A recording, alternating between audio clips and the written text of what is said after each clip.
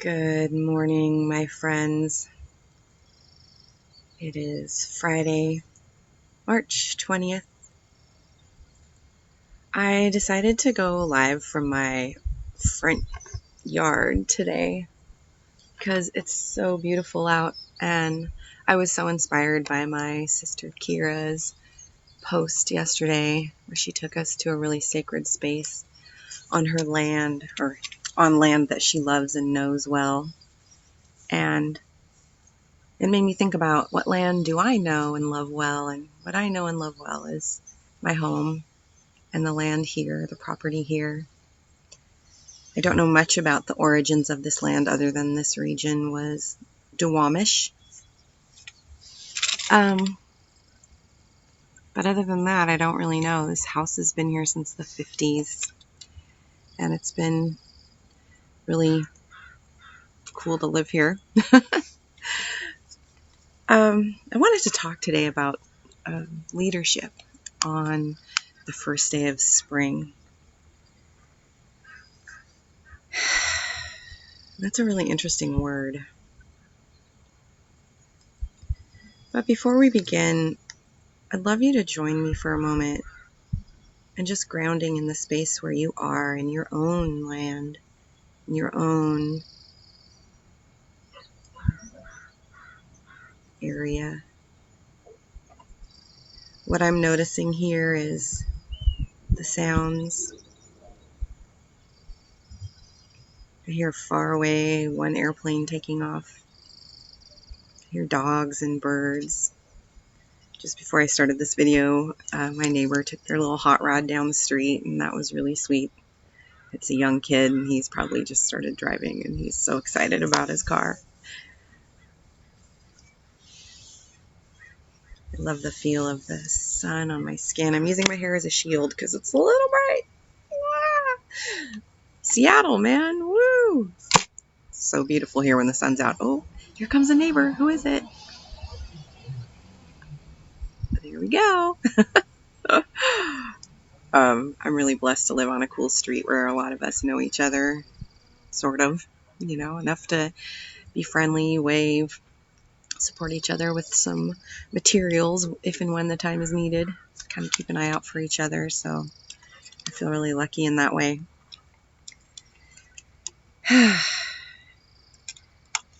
So the first day of spring, the equinox.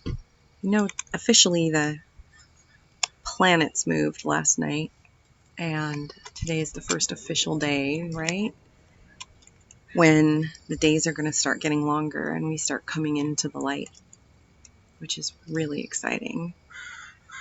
And it's had me thinking of a number of things. It has me think of where I was this time last year, and maybe even equinoxes before that. But last year, I was in a women's circle around this time with a group of really incredible people. We had a really powerful experience together. And although the times were really challenging then, when I think of all of those beautiful women in that circle with me, you all know who you are if you're listening, how our lives, we've taken wisdom from that experience and it's kind of resonated out into our lives. And it's making me think of bigger circles and how we might move into leadership in different ways. Knowing that I'm coming from a place where I've been collaborating with other incredible people, I wonder what a year might look like, what it might look like on the next equinox, and how might I help to shape that vision for myself, and what vision might you have for the next equinox a year from now? Even the fall equinox, the autumnal equinox, even the solstice. What might these seasons look like? And it's really clear that what we thought of as normal is not coming back.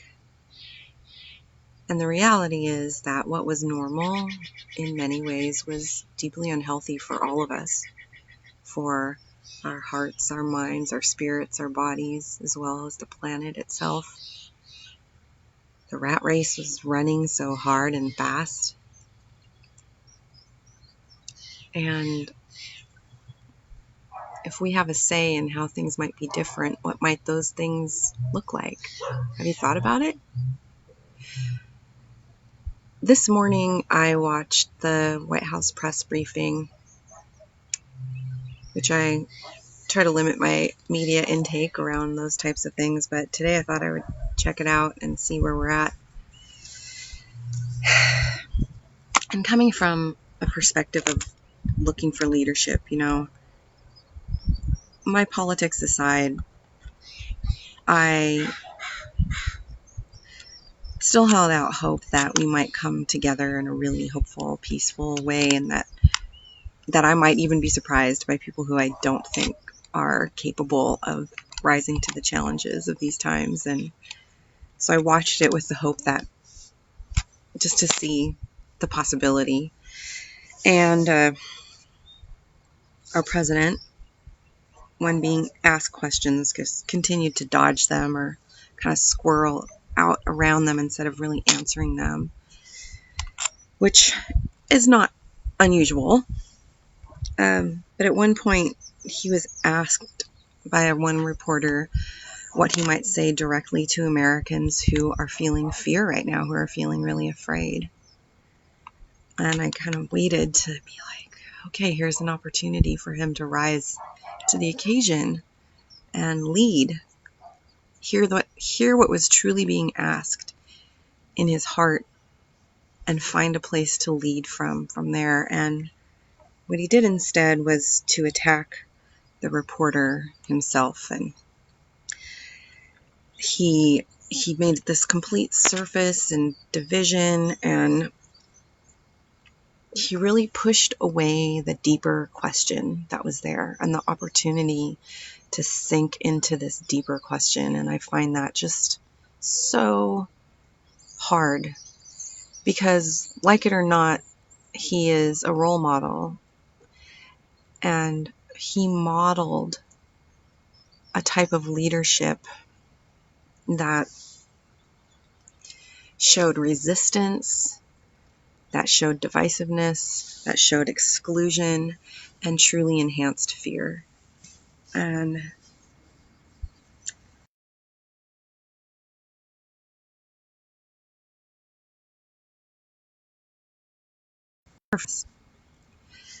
yesterday, I was having a lot of anxiety running through my body, high energy, feeling like really, I don't know, it was a lot more emotional for me yesterday. I'm not sure why.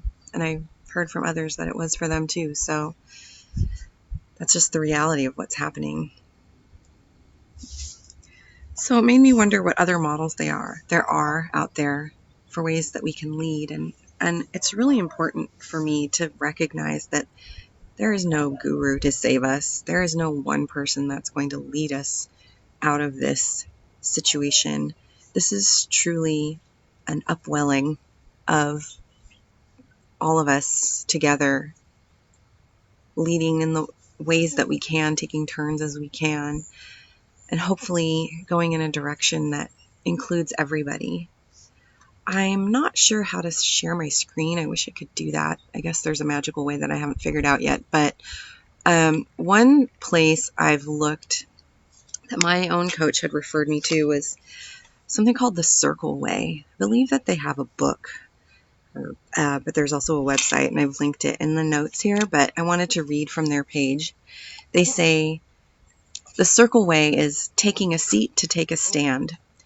In these times, the Circle Way reaffirms the essential practice of taking a seat on the rim and turning to one another to uphold racial, ethnic, gender, economic, and environmental justice. And my understanding is this process is much more about kind of taking leadership turns and scaffolding one another through that process. So check it out. I'm going to look into it a little bit more. It sounds really interesting to me.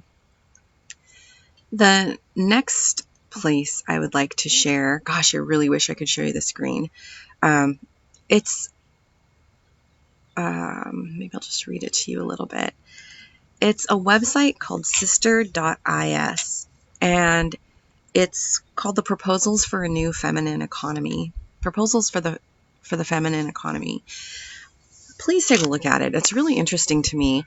It talks about if American capitalism is what we would consider the masculine economy, what might the feminine one look like? So the masculine economy talks about scarcity consciousness, perpetual consumerism, ego, the myth of meritocracy, profit worship, the vilification of poverty, the dominion of people and nature, materialism, ownership, the inequitable distribution of wealth, hierarchy, that the ends justify the means, stoicism, non-accountability, speed and efficiency, competition, individualism, and linear growth. That's what we've been in, friends.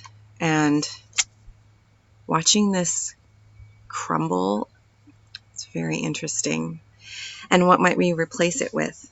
You know, it's really hard to break a habit if it's just resisting the habit. And you're just like, not going to drink that wine. You're not going to smoke that cigarette. You're not going to eat that. You're not going to, but instead to build in an option like, I'm making a choice to do a different thing instead. So here's some ideas from what the feminine economy, some other choices we might look at. One is abundance consciousness. To me, that means that we have enough to go around and we can share. Resourcefulness, mindfulness, gratitude, integrity, honesty, connecting with nature, empathy, care, asking questions, sustainability, intimacy, embodiment, generosity, ease, collaboration, interdependence, interdependence, and cyclical growth. Just saying those words feel better to me. I wonder how they land for you. Like that, it just feels so much softer and so much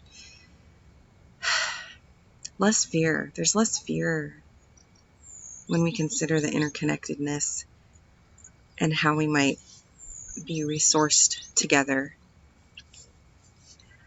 One final thing I'd like to include is if you haven't had a chance to see Intercept's piece called Coronavirus Capitalism, I've linked it in the message or the notes here. Please watch it. It's a talk by Naomi Klein. It's relatively short.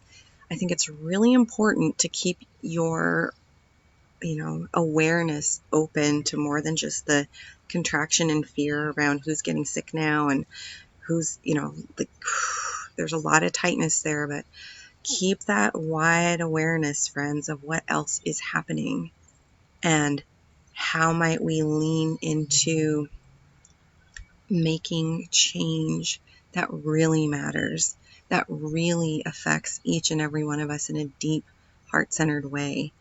I'd love you to check it out, and I'd love to hear your thoughts about any of these links that I've shared with you.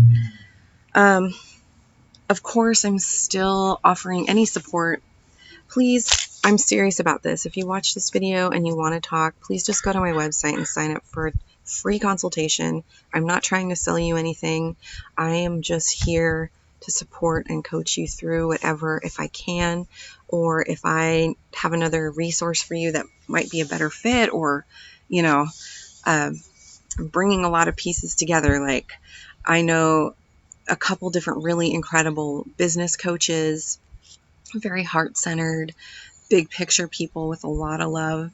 I know some really incredible marketing people. So for those people that are really looking at changing their businesses around, I also know a ton of just incredible wisdom keepers in so many areas, people that are herbalists or people that are have survival skills, or people that are able to maintain that big picture, or just any number of resources. So let's keep this net. Let's keep it connected, my friends. I hope to hear from you. Please let me know if there's any other topics you'd like to cover. I'd love to know what you think about a new type of leadership. All right, signing off until another day from my front yard in Burien, Washington.